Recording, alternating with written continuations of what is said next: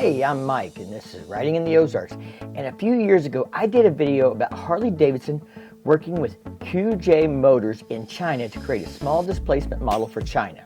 We learned earlier this year that those bikes would be used in North America for the Riding Academy and not be for sale in the North American market. Now Harley Davidson is releasing the X350 and X500 for purchase in Australia. We're going to talk about the price, the specs, and why Harley Davidson is making this move, and if it makes sense to do so in other markets, including the US. Now, before you go leave me hateful comments for even considering it being launched in the US, at least hear me out. I think this is an important thing for Harley Davidson to consider. If you didn't know, there's another Harley Davidson carrying the X monitor, the 440, which was just announced in July in India. We're being told that model will only be sold in India, and the pre-orders were so good that within a month they increased the price on it. Now this X350 and 500 will not be for sale in India. First, let's look at the basic specs and pricing. Now since this is being launched in Australia, we'll need to convert the currency to US dollars. But it's important to know that the Australian pricing is required to include a 10% GST sales tax, plates, and third-party insurance. So even after converting it to US dollars, it is going to be less for MSRP in the United States since we don't have to include taxes, registration, and insurance in the MSRP here.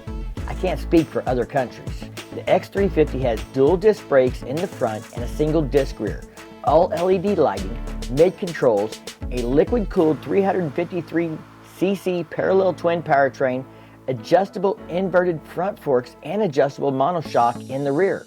Running order weight is about 430 pounds, and it has a 30-inch seat height. With 36 horsepower and 23 foot-pounds of torque, this bike is well suited for the Riding Academy. The X500 is similar in design to the X350, but with a few differences. As to be expected, the seat height is 2 inches taller, and in running order it is 30 pounds heavier. I assume mostly due to the liquid-cooled 500cc parallel twin producing 47 horsepower and 34 foot-pounds of torque. The rest of the bike is similar to the 350, including suspension, LED lighting, chain final drive, and dual front disc brakes. Now QJ Motors, the maker of the X350 and X500, is not new at making motorcycles. They have actually been making Benellis since 2005. QJ produces over 1 million vehicles a year in a factory in China that has 14,000 employees. Think about that. That's the size of a small city. Now we don't know the price in US dollars, but we do know it in Australian dollars, and we can expect it to be less than the straight conversion since we don't have to include taxes, fees, etc. as part of the MSRP that we just talked about.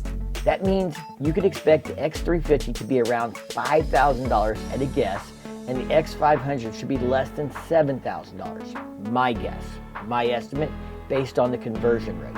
Now stop and think for just a second. $7,000 is nearly half of the most affordable 2023 model in the Harley Davidson lineup for North America. People continually complain in the comments on my videos that Harley Davidson is too expensive. But if cheaper means made in China, would consumers in the US purchase them? Well, that is the real question. But the alternative right now is telling a student that rides one of these bikes at the Harley Davidson Riding Academy, they cannot go buy this bike in the United States. Go pick something else. So what are the alternatives for a new rider then? Buy a used Harley Davidson like a Street 500 or an Iron 883? The 883 is 100 pounds heavier and only 7 more horsepower. The X500 has a better power to weight ratio than the 883. But of course, 883 does have other benefits, including better torque and being built in the US. But in 2022, the MSRP for the 883 was over $11,000 still. The other alternative is to buy something more affordable from another brand. The Honda Rebel 500 is $6,300 and has 46 horsepower. The Royal Enfield Interceptor 650 is starting out at less than $6,200 and has 47 horsepower. You could jump up to $7,300 and get yourself a Suzuki SV 650 with 75 horsepower. But what about Triumph? They have a 660 Trident at $8,600 with 81 horsepower. But we're starting to push considerably more money and power than the X500. Have you heard about the Speed 400 that's coming in January 2024 from Triumph? The Speed 400 has not had its price announced yet, but it's expected to be in the $6,000 range. It's a liquid-cooled single-cylinder pushing 40 horsepower and weighs in at a sleek 375 pounds. It has inverted front forks, 4-piston radially mounted disc brakes, and a 31-inch seat height. Sounds like a great competitor to these other models.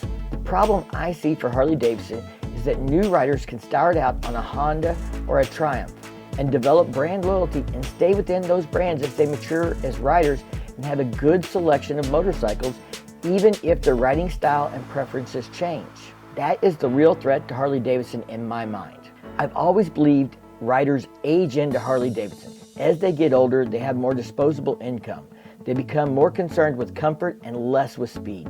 They become interested in the brand and lifestyle that Harley Davidson offers as they get older. But if a rider starts out with a more affordable brand that builds a more affordable alternative to the Harley Davidsons, there's a chance that at least a portion of those riders may never ever convert over to the Harley Davidson family. I absolutely get the concern about Chinese-made Harley Davidsons, but the Triumph Speed 400 is being made in India. Small KTMs have been made in China for years, and now the 790 Adventure will be also. I would love for more manufacturing to come back to the US, but we have to be willing as consumers to pay more for that. Otherwise, these Chinese, India, and Thailand-produced models will continue to gain in market share as they are considerably more affordable. So let me know in the comments, do you think Harley Davidson should offer the most affordable models that they have in North America as well as other markets, even if it's not made in America? Or do you think they should leave entry-level bikes for other brands to fight over and not try and compete in that segment? I don't know that I have a solution. My personal opinion is that Harley Davidson needs a new model that is priced under $10,000. I think many people will pay more for a Harley Davidson, but when times are hard, I think that number dips, and some consumers will dream of owning a Harley while riding a Honda. Now, I'm not saying there's anything wrong with Honda or any of these other brands, and I admit, I think the Speed 400 might be a great daily commuter. I could save on gas and wear and tear on my $20,000 plus Harley Davidson touring motorcycle. If you like this video, make sure you give it a thumbs up, hit that subscribe button down below, and as always, stay safe and keep on riding.